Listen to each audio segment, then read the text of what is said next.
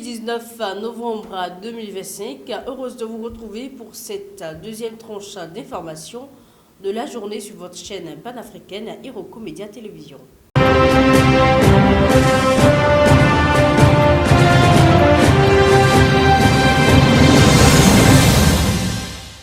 On démarre avec la situation sécuritaire au Mali.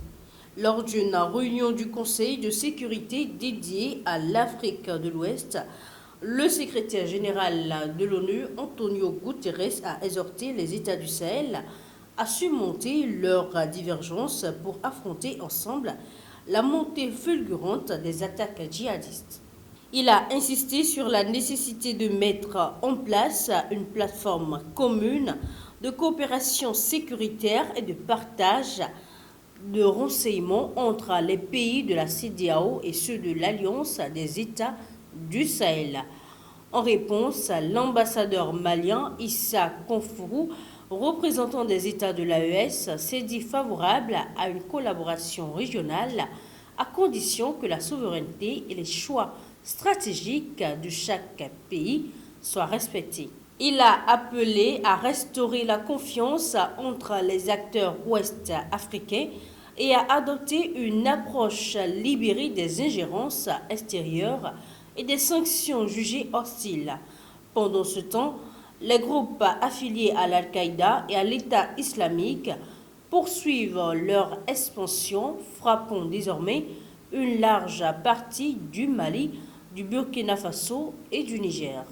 Autre sujet dans ce point de l'actualité, l'Algérie a réaffirmé sa volonté de soutenir une éventuelle médiation entre le Maroc et le Front Polisario dans le dossier du Sahara occidental.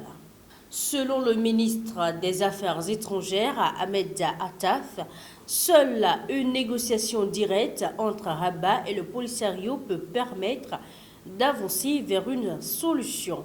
Cette position intervient après l'adoption par l'ONU d'une résolution favorable au plan marocain d'autonomie considéré par le Conseil de sécurité comme une option réalisable.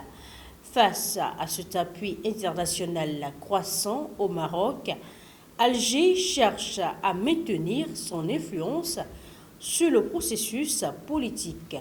Le gouvernement algérien insiste toutefois sur ces principes.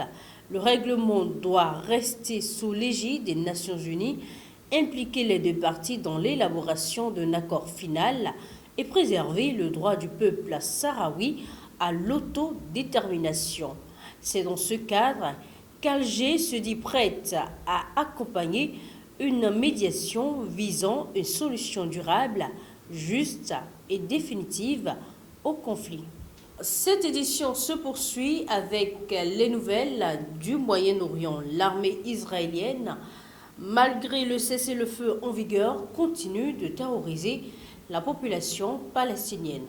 Une frappe israélienne a touché le camp de réfugiés palestiniens d'Ain al-Eloui, près de Saïda, faisant 13 morts et plusieurs blessés, selon le ministère libanais de la Santé. Israël affirme avoir ciblé un complexe d'entraînement du Hamas, tandis que l'organisation palestinienne soutient qu'il s'agissait d'un simple terrain de sport. Les raids menés par drone ont frappé un hangar près d'une mosquée au moment où de nombreux fidèles sortaient, provoquant un lourd bilan mêlant civils et membres du Hamas. L'attaque a suscité de vives condamnations.